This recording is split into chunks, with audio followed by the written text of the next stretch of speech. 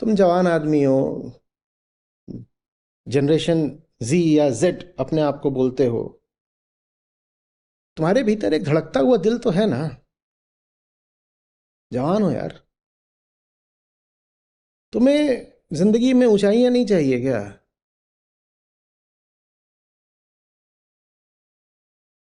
झूठ से संतुष्ट हो तुम? सच जैसी कोई चीज होती है, उसके लिए तड़पते नहीं तुम? डिजायर्स, कामनाएं तो तुम जानते ही हो।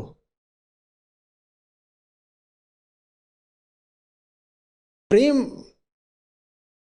नहीं जानते तुम? इश्क के बिना ही जवान हो गए।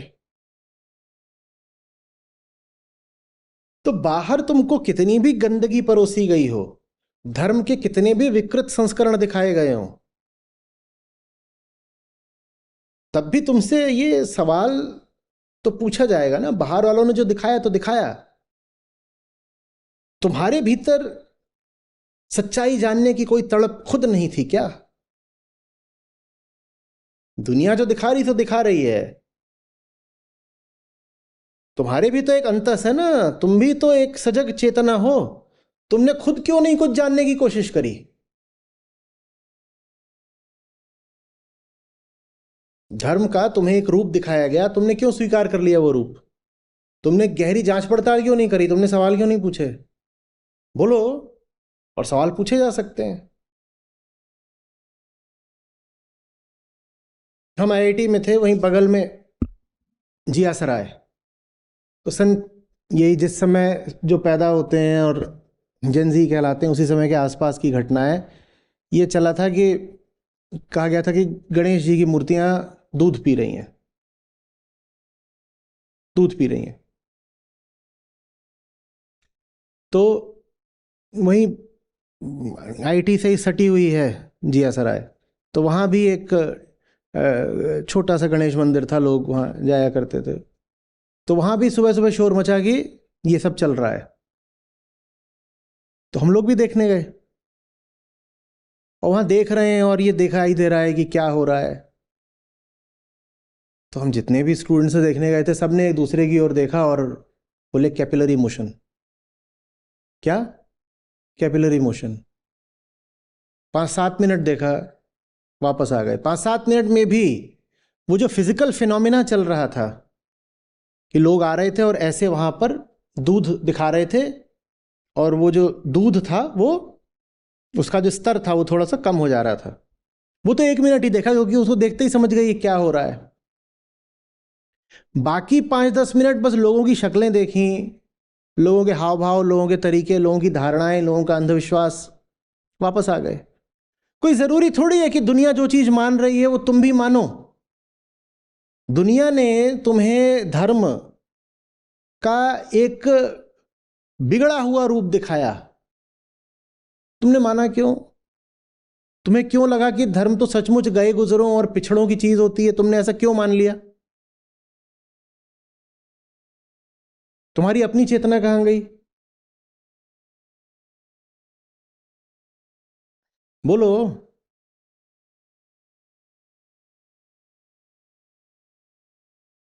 और भारत में तो साक्षरता बढ़ती ही जा रही है, पढ़े लिखे लोग हो तुम लोग, और इंटरनेट की दुनिया के बाशिंदे हो तुम तो।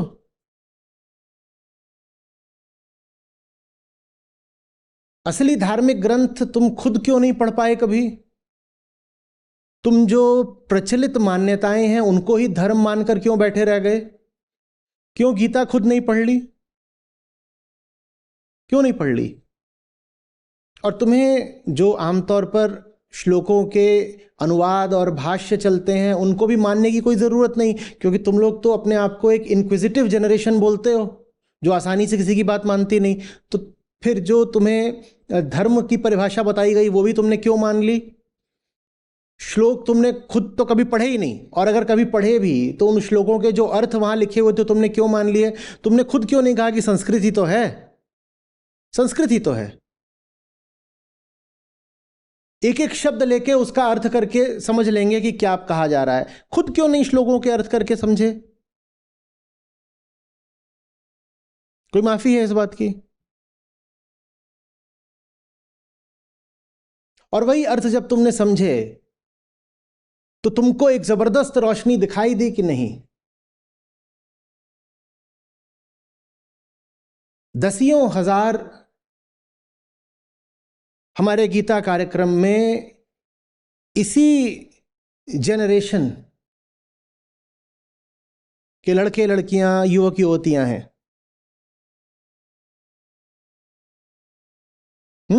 जो 28 साल से नीचे के हैं, 20-40 हजार। कौन कहता है कि धर्म पहली बात बुढ़ों के लिए है और दूसरी बात कि धर्म सिर्फ पाखंडियों के लिए है? कौन कहता है? अब हम जो गीता का अर्थ आपके सामने ला रहे हैं वो क्यों आपको अच्छा लगने लग गया?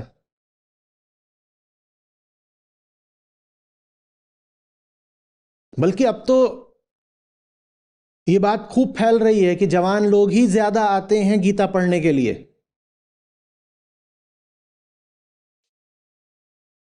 ये दो विरोधाभासी बातें कैसी की? एक और तो जेनजी वो जो धर्म से छिटक कर दूर भागती है, और दूसरी ओर अब हमारा गीता कार्यक्रम चल रहा है, हम गीता पढ़ रहे हैं, उपनिषद पढ़ रहे हैं, हम मध्यकाल की संतवाणी पढ़ रहे हैं, हम बौद्ध ग्रंथ पढ़ रहे हैं, हम चीनी दाओवाद पढ़ रहे हैं,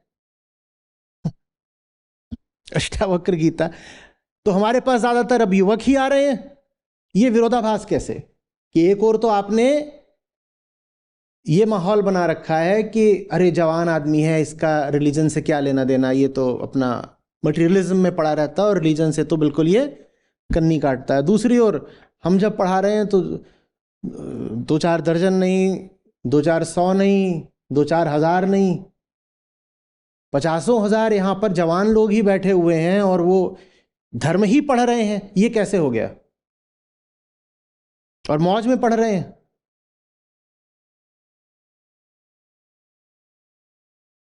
और प्रदीप्त हो रहे हैं, और ये बाहर निकल करके कल पूरे भारत को और फिर पूरे संसार को रोशन करेंगे। ये कैसे हो गया? बोलो ना। निकम्मापन मैंने कहा था, आलस। कि धर्म माने बस वही जो घर में दादी को करते देखा और मोहल्ले में बाबा जी को करते देखा। आलस। खुद क्यों नहीं इंक्वायरी करी? खुद क्यों नहीं किताबें पढ़ी? और इंटरनेट के युग में भी अगर तुम कहो कि मुझे धार्मिक साहित्य उपलब्ध नहीं था, तो झूठ बोल रहे ना तुम, झूठ बोल रहे ना। और धार्मिक साहित्य कोई विश्वास करने की चीज नहीं होती है। धर्म का आधार दर्शन होता है, रॉक सॉलिड फिलॉसफी।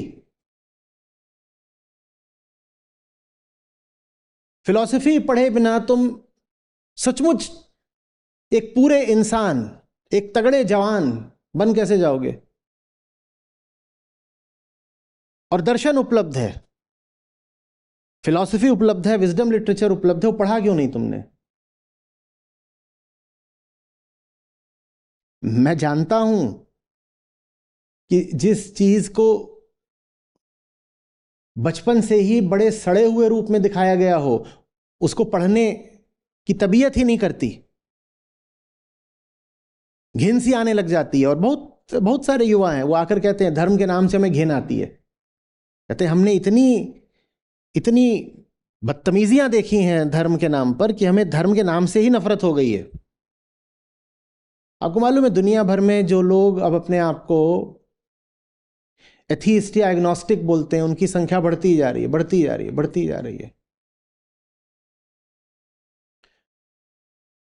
ब्रिटेन की आबादी में वो सबसे बड़े हो गए हैं। ईसाइयों से ज्यादा वहां पर वो हैं जो अपने आप को कहते हैं कि हम एथीस्ट या एग्नोस्टिक हैं, ईसाइयों से ज्यादा हैं। और यही हाल जापान का भी है, यही हाल वेस्टर्न यूरोप के बाकी देशों का भी है। क्यों बढ़ती जा रही है? क्योंकि धर्म का मतलब ही हो गया है धारणा। धर्म का मतलब ही हो गया विश्वास। और नई पीढ़ी विश्वास करने से इनकार करती है, कहती है हम नहीं मानते विश्वास, हमें नहीं चलना मान्यता पर।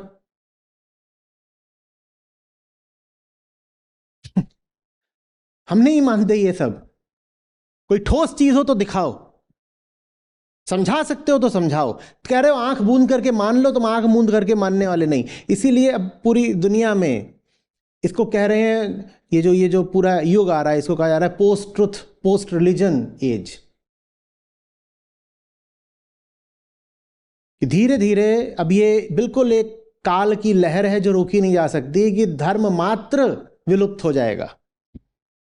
क्यों विलुप्त हो जाएगा? क्योंकि धर्म का मतलब ही बन गया है धारणा और अंधविश्वास। जब तक धर्म का अर्थ रहेगा धारणा और अंधविश्वास, धर्म समाप्त होकर रहेगा। कौन सा धर्म बचा रहेगा? वो धर्म बचा रहेगा जो आपके गीता समागम में आपको मिल रहा है। धर्म को बचाने का काम हम कर रहे हैं। बाकी जो कुछ आप धर्म के नाम पर चलता देख रहे हो ना, ये बस अब 2-4 दशकों का मेहमान है, ये अपने आप मिट जाना है। नई पीढ़ी ने इस पुराने धर्म को मानने से पूरी तरह इनकार कर दिया है। पर हां, वास्तविक धर्म बचा रहेगा, क्योंकि वो तो मनुष्य के अंतस की पुकार है, उसको कौन मिटा सकता है। वास्तविक धर्म बचा रहेगा। हम जो काम कर रहे हैं इसीलिए वो फ्यूचरिस्टिक है। ये वो धर्म है जो बचा रहेगा। और यही वो धर्म है एकमात्र, जेन जी और उसके बाद की भी जो जनरेशन आ रही है अल्फा बीटा, यही वो एकमात्र धर्म है जिसका वो पालन कर पाएंगे।